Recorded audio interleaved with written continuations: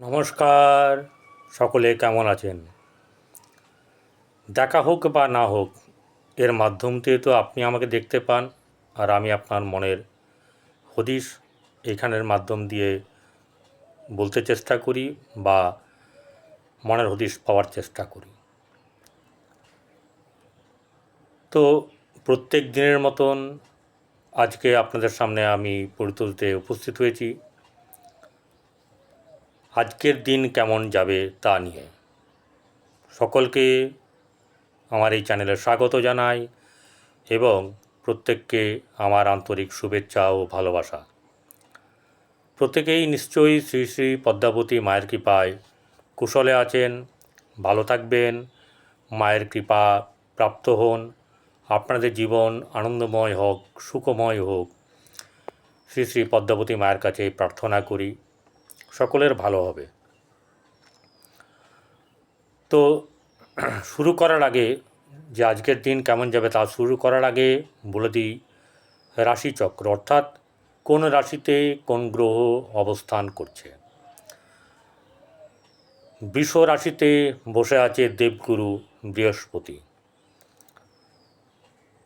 মিথুনে বসে আছে সৈনিক গ্রহ, সাহসের কারক গ্রহ, ভাতৃকারক গ্রহ মঙ্গল।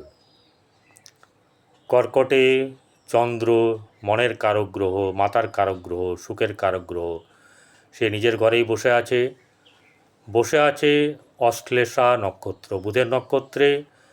সেই বুধের নক্ষত্রে যদি চন্দ্র থাকে তাহলে কিন্তু সেটা শুভ নয়। বুধ নিজেও এই ঘরে বসে আছে অশ্লেষা নক্ষত্রে, সেটা তার নিজের নক্ষত্র। তাই বুধের ব্যাপারে কিন্তু আপনারা ভালো পাবেন, কিন্তু চন্দ্রের থেকে ভালো পাবেন না। চন্দ্র বুধ একসঙ্গে অবস্থান করাও শুভ নয়। নিজের ঘরেই বসে আছে যশ, খ্যাতি, মান এইসবের অধিকারী গ্রহ, সে হচ্ছে সিংহ রাশিতে রবি। কন্যা রাশিতে বসে আছে আমাদের বিলাস বহুল জীবনযাপন করার যে একমাত্র গ্রহ, যে সমস্ত বিলাসদ্রব্য দান করে, আমাদের বিলাসিতায় রাখে, সে হচ্ছে আনন্দে রাখে, সে হচ্ছে শুক্র গ্রহ। ওর সঙ্গে বসে আছে কেতু, যে কিনা কোনো জিনিসকে গুপ্ত রাখতে চেষ্টা করে। গুপ্ত জ্ঞান বা আপনার যারা এই যে বিভাগে, তারপরে গোয়েন্দা বিভাগে এর রিসার্চার যারা হয়, তারা কিন্তু এই কেতুর অধিকারী গ্রহ। দুজনে একসঙ্গে বসে আছে হচ্ছে কন্যা রাশিতে। কন্যা রাশিতে বুধের ক্ষেত্রে দুজনেই ভালো, কিন্তু শুক্রের সঙ্গে কেতু ভালো না। অপোজিটে রাহু বসে আছে, সেও ভালো না। এরপরে একদম কুম্ভ রাশি, সেখানে শনিদেব বা শনি গ্রহ নিজে বসে আছেন বক্রী অবস্থায়, কমজোরি হয়ে আছেন। যে শনি কিনা হচ্ছেন কর্মের অধিকারী, ন্যায়ের অধিকারী, দণ্ডের অধিকারী, দণ্ডদাতা। মীন রাশিতে বসে আছে রাহু, যার এই রাহু না থাকলে উদ্যোগ, রাহু না থাকলে এই ইলেকট্রনিক্স মিডিয়া, রাহু না থাকলে আপনার ইন্টেলিজেন্স এই সব পাওয়ারগুলো কিন্তু থাকতো না। তাহলে গ্রহগুলো এইভাবে বসে আছে। এবারে আলোচনা করব তুলা থেকে মীন রাশি পর্যন্ত। তো তার আগে রাহুকালটা বলে দিই। রাহুকাল বলার পরে তারপরে শুরু করব। এই রাহুকালটাই কিন্তু কোনো ধরনের শুভ কর্ম বা শুভ কার্য জ্যোতিষমতে করা উচিত নয়। এই কারণেই যে এই সময়টাকে আমাদের জ্যোতিষমতে ভাগ করে বার করা হয়েছে, যাতে এই সময়টাতে কেউ শুভ কাজ না করে। কাউকে গিফট দেবেন তো এই সময়তে কিনবেন না। কারোর সঙ্গে দেখা করতে যাবেন, নতুন দেখা হোক আর পুরনোই হোক, বা কাউকে অফার দেবেন, কারোর কাছে অফার নেবেন, কাউকে টাকা ধার দেবেন, কারোর কাছে টাকা নেবেন, কোথাও যাত্রা করবেন, কোনো পাকা কথা বলবেন, কোনো সুন্দরভাবে কোনো জায়গায় বেড়ানোর চিন্তাভাবনা করে বেরোচ্ছেন, বা এই সময়টাতে যদি বাদ দেন খুবই ভালো হয়। এটা যেহেতু রাহুকাল, তাহলে রাহুকালের সময়টা আপনাদেরকে জানিয়ে দিই। সেটা হচ্ছে গিয়ে রাহুকালের সময় হচ্ছে 17:07 অর্থাৎ 5:07 বৈকালবেলা, সেখান থেকে 18:42 অবধি অর্থাৎ 6:42 পর্যন্ত মানে রাহু কাল থাকবে। কি বললাম, ভালোর জন্যই বলি, যাতে আপনার খারাপ হোক সেটা আমি মনে প্রাণে চাই না। তো যাই হোক, এবারে চলে আসবো হচ্ছে সরাসরি রাশির ক্ষেত্রে, কোন রাশির কি কি হবে, কি ভালো আছে কি মন্দ, 5টা বিষয় নিয়ে আমি বলি, কখনো 6টাও বলি। মেন যা জীবনের আমাদের প্রতিদিনের ব্যাপার, যেগুলোকে নিয়ে চিন্তা হয়, যেমন কারোর স্বামীকে নিয়ে চিন্তা হয়, বউকে নিয়ে চিন্তা হয়, ব্যবসা নিয়ে, কর্ম নিয়ে, সন্তান নিয়ে, এই তো, আর অর্থ। তাহলে এবারে শুরু করার আগে একটু বলে দিই, আজ হচ্ছে 1 সেপ্টেম্বর, 16ই ভাদ্র, রবিবার, কৃষ্ণ চতুর্দশী তিথি, সেপ্টেম্বর মাসের 1 রবিবার। এখান থেকেই যাত্রা শুরু হলো সেপ্টেম্বর মাসের। চন্দ্র আছে কর্কটে অশ্লেষা নক্ষত্রে। এবারে তুলা রাশির কেমন যাবে।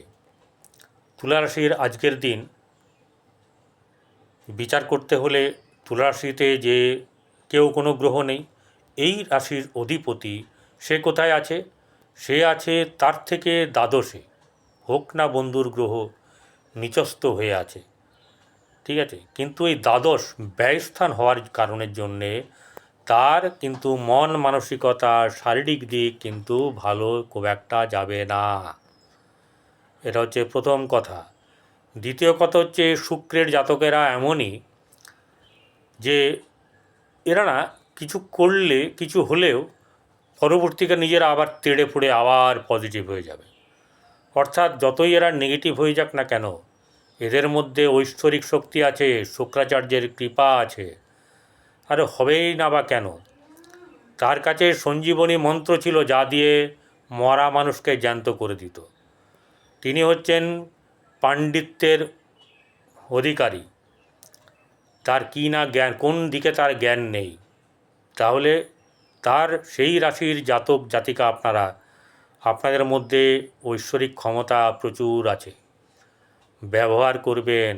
এক একটা যন্ত্র আপনাদের ভেতরে আছে, সেগুলোকে সময়ে সময়ে কাজে লাগাবেন। যেমন এই একটা যন্ত্র, এটা একটা টুলস, যা আপনারা নিজেদেরকে চাঙ্গা করে নিতে পারেন, ঠিক আছে, পজিটিভ এনার্জির দ্বারা। হয়েছে ঠিক আছে, চলো পরেরটা দেখব। এই করতে করতে তো জীবনটাকে এগিয়ে নিয়ে যেতে হবে বন্ধু। আপনাদের এবারে অর্থের কথা বলি, যে আপনাদের আর্থিক কেমন যাবে। আর্থিক দিক এখানে দ্বিতীয় সেকেন্ড হাউসের অধিপতি গ্রহ সে বসে আছে কোথায় না ভাগ্যস্থানে মঙ্গলের সেরকম ধরনের খুব একটা নেই, যেটাকে বলা হচ্ছে যে ফলপ্রসূ নয়। তাই এই জায়গাটা আমি সেরকমভাবে কোনো কিছু বলছি না, কারণ মঙ্গল হচ্ছে দ্বিতীয় এবং নবমে নিষ্ফলা। তাই সেখান থেকে কিছু পাওয়া যাবে এরকমটা নয়। কিন্তু বৃহস্পতি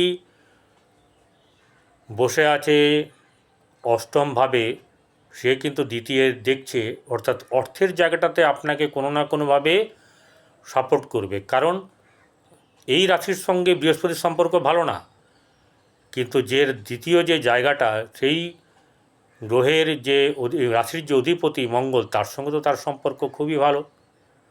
তাই সে তাকে সাহায্য করবে, তার ঘরটাকে দেখবে।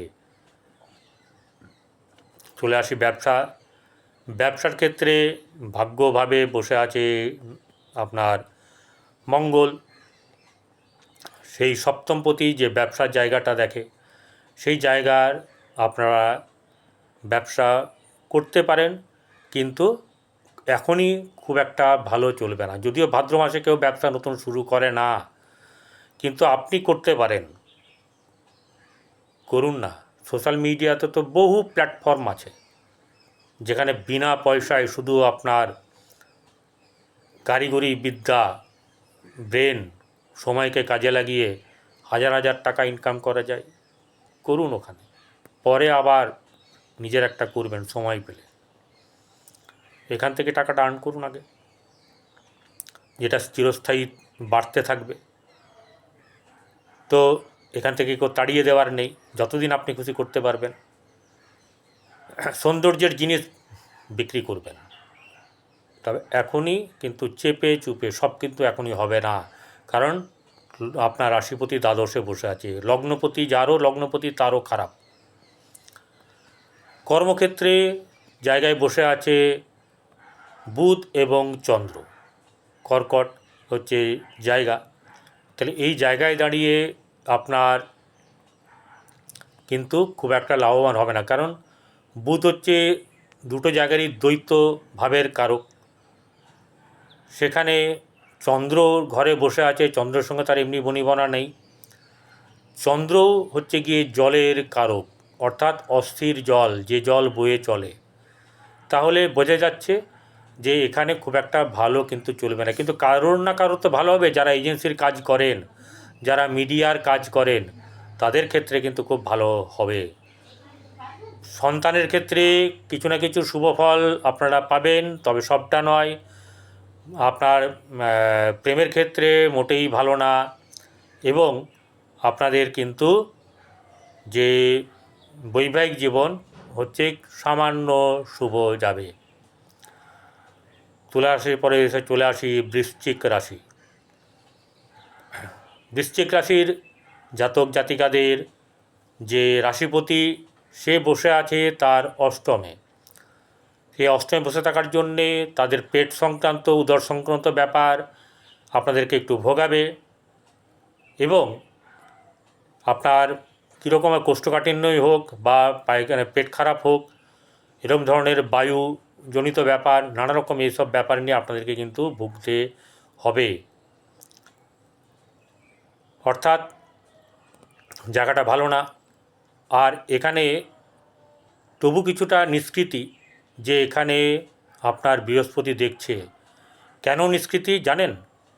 কারণ এই রাশির কিন্তু ঢাইয়া চলছে। চতুর্থে রাশি থেকে চতুর্থে যদি শনি থাকে বা অষ্টমে থাকে, তাহলে তার ঢাইয়া চলে। তাহলে এই ঢাইয়া চলছে বৃশ্চিক রাশির, খুবই প্যাথেটিক অবস্থা। এত কিছুর মধ্যে, খুব খারাপ অবস্থার মধ্যেও দেবগুরু বৃহস্পতি ঘরকে দৃষ্টি দেওয়াতে অনেক কিছুতে বেঁচে গেছেন। এবং আগামী সময় আসছে আপনি ঢাইয়ার এই ভিডিওটা দেখবেন, আপনাদের কিন্তু ভালো সময় আসছে। এবং এখন থেকে কিন্তু কিছু না কিছু করে ভালো হতে থাকবে মাঝে মধ্যেই। ঠিক আছে? তাই এই রাশির ক্ষেত্রে কর্মর দিকটা কিন্তু কোনো না কোনোভাবে কর্মের ব্যাপার হতে পারে, যে কিন্তু পূর্ণভাবে ভালো মতন হবে না। যেহেতু রবি মঘা নক্ষত্রে বসে আছে, যদিও এই নক্ষত্রটিকে বলা হয় গ্লোরিয়াস স্টার বা উজ্জ্বল নক্ষত্র, কিন্তু রবির সঙ্গে কেতুর এই নক্ষত্রে থাকলে রবি ভালো ফল দিতে পারে না। সে নিজের ঘর হলে যারা যা গুলতাপ্পে মারছে মারুক, আমি সত্য কথাটা বলছি যে পারে না।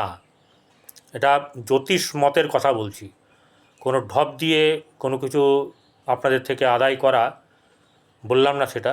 যাই হোক, এটা কিন্তু সম্ভব নয়। যার জন্মছক মহাদশা অন্তর্দশা ভালো চলছে, যার জন্মছকে এই বর্তমান সময়ের থেকে ভালো, তার কিন্তু অনেকটা এখনকার থেকে যা বলছি তার থেকে ভালো হবে। যার খারাপ আছে তার অধিক খারাপ হবে, আর যার এরকম আছে নর্মাল, তার কিন্তু নর্মাল খারাপ হবে। তিনটি তো ব্যাপার থাকে, নিচ, মধ্য, উচ্চ, তিনটিই বললাম। এবারে সন্তানের ব্যাপার। সন্তানের ক্ষেত্রে কিন্তু শুভ নয়, সন্তানের ক্ষেত্রে কিন্তু মোটেই শুভ নয়। সন্তানের সঙ্গে বনিবনা হওয়া বা একটা ঝুটঝামেলা হওয়ার মতন একটা ব্যাপার থাকবে। তার সঙ্গে আপনার মতানৈক্য বা মনোমালিন্য হবে। ঠিক আছে? ঝগড়াঝাটি হবে, ইত্যাদি ব্যাপারগুলো থাকবে, এড়িয়ে চলার চেষ্টা করবেন। কারণ আপনি ছাড়নেওয়ালা নয়, সেও ছাড়নেওয়ালা নয়। তাই সমঝোতাই হচ্ছে আসল, অর্থাৎ ভালো করে কথা বলবেন, কী হয়েছে বাবা, কী হয়েছে মা, এইসব ব্যাপার। আর এদের পড়াশোনা নিয়ে, বিয়ের ব্যাপার বা কর্মক্ষেত্র, এইসব নানা রকম ব্যাপার নিয়ে আপনাদের কিন্তু একটু চিন্তায় থাকতে হবে। প্রেমের ক্ষেত্রে কিন্তু অশুভ ভাব অশুভ, ঠিক আছে? অর্থাৎ যাদের আছে তারা কিভাবে টিকিয়ে রেখেছেন, কী করে, সেটা একমাত্র তারাই জানেন, যে তাদেরকে মানে খুব মেহনত করতে হচ্ছে, যে একটা প্রেমকে টিকিয়ে রাখতে গেলে তাদেরকে সংঘর্ষ করতে হচ্ছে। আর যাদের কিন্তু ম্যাক্সিমাম কিন্তু অন্যরকম ব্যাপার হয়ে যাবে, ঠিক আছে? তাই এখানে একটু সাবধানে থাকা দরকার। প্রেমের ক্ষেত্রে ভালো না, সাংসারিক জীবনেও কিন্তু আপনাদের ভালো না, বরং একটা ঝুটঝামেলা, মনোমালিন্য, দূরত্ব তৈরি হওয়ার সম্ভাবনা আছে। চলে আসি ধনুরাশি। জোডাইক সাইনের এটা হচ্ছে নবম ভাব, যেখানে যার অধিপতি হচ্ছে বৃহস্পতি। সে বসে আছে এই রাশি থেকে ষষ্ঠ জায়গায়। অর্থাৎ ষষ্ঠ জায়গায় বসে থাকলে আপনারা যেন সোনা না হারান। সোনা হারালে কিন্তু খারাপ হবে, এই ব্যাপারটা আগের থেকে বলে রাখছি, ঠিক আছে? আর ষষ্ঠে বৃহস্পতি মোটেই ভালো না, শারীরিক ব্যাপারে কষ্ট দেবে। অপোজিট থেকে মঙ্গল দেখছে, আপনাদের পেট সংক্রান্ত ব্যাপার, উদর সংক্রান্ত ব্যাপারে নানা রকম ব্যাপার আপনাদের থাকবে। এবং এটাকে কেন্দ্র করেই আপনার বিপি হাই হতে পারে, মাথার যন্ত্রণা হতে পারে, পেটের নানা রকম সমস্যা হতে পারে, দৈহিক সমস্যা হতে পারে। আর্থিক দিক কিন্তু আগের থেকে কিছুটা শুভ। আজকের দিনে আর্থিক দিক কিছু না কিছু আপনারা বেনিফিটেড হবেন। ব্যবসার দিক থেকে বর্তমান সময়টা মোটেও ভালো না, ঠিক আছে? খুব বেশি কিছু করতে পারবেন না, হয়তো মানে 100টা জিনিস নিয়ে গেলে 10টা বিক্রি হবে। খুব ভালো ছক, খুব ভালো মহাদশা অন্তর্দশা থাকলে টেনে টুনে 60টা 70টা হতে পারে, ঠিক আছে? কর্মক্ষেত্রের জায়গায় কিন্তু ভালো না, কর্মক্ষেত্রে গণ্ডগোল আছে।